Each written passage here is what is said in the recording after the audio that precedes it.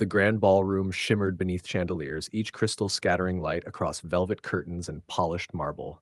Guests drifted from group to group with glasses of champagne, laughter echoing like music meant to flatter egos. Richard Hale walked among them like a man convinced he owned the air itself. Every handshake he offered was calculated, every smile stretched thin, every nod meant to remind the room of his power. Across the hall, Elijah Carter approached. Unlike Richard, he carried no arrogance, only a calm strength that seemed to quiet the space around him. His hand extended with simple sincerity, not for wealth, not for recognition, but as a gesture of respect. Richard's lips curled into a grin that quickly soured. His eyes dropped to Elijah's hand, then rose with a sneer. In a voice sharp enough to slice the music into silence, he declared, "Men like me don't shake hands with people like you." The ballroom froze. A woman clutched her pearls. A man muttered under his breath, "Unbelievable." Couples exchanged glances, their conversations dissolving into awkward silence. Respect drained from Richard's image like wine spilling onto white linen.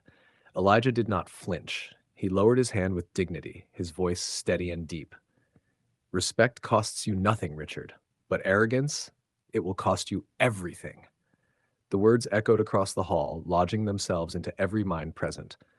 Richard smirked as if untouchable, but the silence that followed spoke louder than applause. Viewers, if you feel the weight of this story already, don't forget to like, comment, and subscribe. The storm is only beginning. The next morning, Richard strode into his company's boardroom expecting the same reverence as always. The long mahogany table gleamed under the light, but the faces staring back at him were stiff, distant, and unreadable. His usual charm found no purchase here. He dropped his leather briefcase onto the table with a thud. "Let's get this nonsense behind us. Last night was nothing. People overreact." A partner, gray-haired and steady, leaned forward, hands clasped. His voice was cool, measured. "Richard, it wasn't nonsense. We saw you. Every person in that room saw you." Another spoke, her tone sharper. "You embarrassed yourself. But worse, you embarrassed us. Do you think we can build partnerships on contempt?" Richard scoffed. "One moment doesn't erase decades of success. You need me." The eldest partner slid a folder across the table, a termination of contracts. His words cut like glass.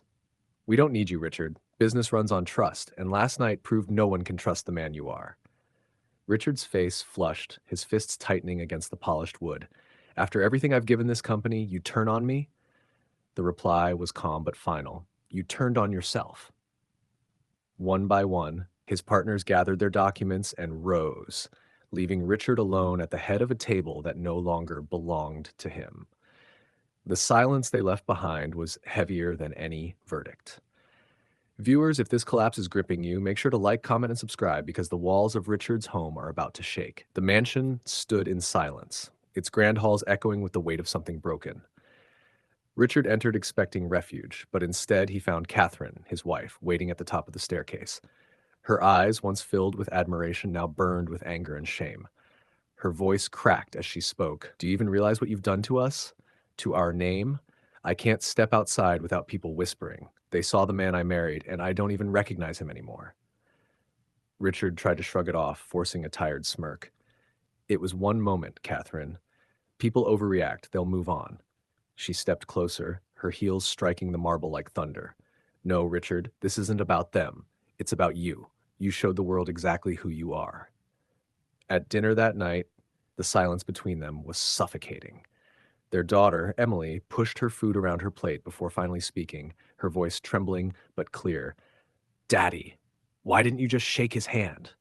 The question sliced deeper than any business betrayal. Richard froze, fork slipping from his fingers. He opened his mouth, but no defense came. Emily's eyes glistened, not with anger, but with disappointment, the kind of disappointment that lingers like a scar. Later, alone in his study, Richard poured himself a drink and stared at the walls lined with awards. They gleamed like hollow trophies of a man who had lost everything that mattered. Viewers, if this moment has you hooked, don't forget to like, comment, and subscribe, because the final blow to Richard's empire is still to come. The city skyline glittered outside Richard's penthouse, but the lights mocked him now. Once, those towers bore his name.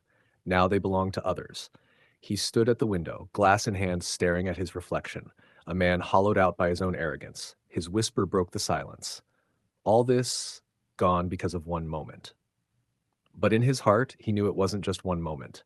It was years of sneers, years of seeing people as lesser, years of believing respect was beneath him. This was the debt, and it had finally come to collect. Meanwhile, Elijah Carter walked through the city streets, not with wealth or arrogance, but with dignity. He stopped at a community center, shaking hands with children, offering encouragement to parents, standing as a quiet pillar of respect. Someone asked softly, "Elijah, what do you think of Richard Hale now?" Elijah paused, then answered with calm clarity, "Empires rise and fall, but respect outlives them all." The words carried, not through headlines or broadcasts, but through hearts, conversations, and memories. Those who heard them would repeat them, passing them down like wisdom carved in stone. Back in his penthouse, Richard sank into his chair, surrounded by silence. No partners, no family, no empire. Only regret.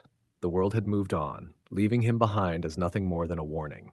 Viewers, remember this. Respect costs nothing, but prejudice will bankrupt your soul. If this story moved you, don't forget to like, comment, and subscribe for more.